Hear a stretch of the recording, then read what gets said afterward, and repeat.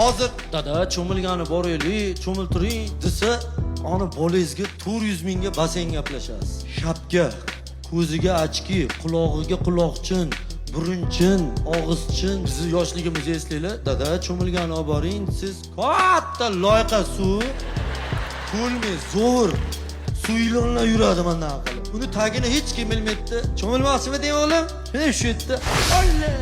Bu suzishni biladimi?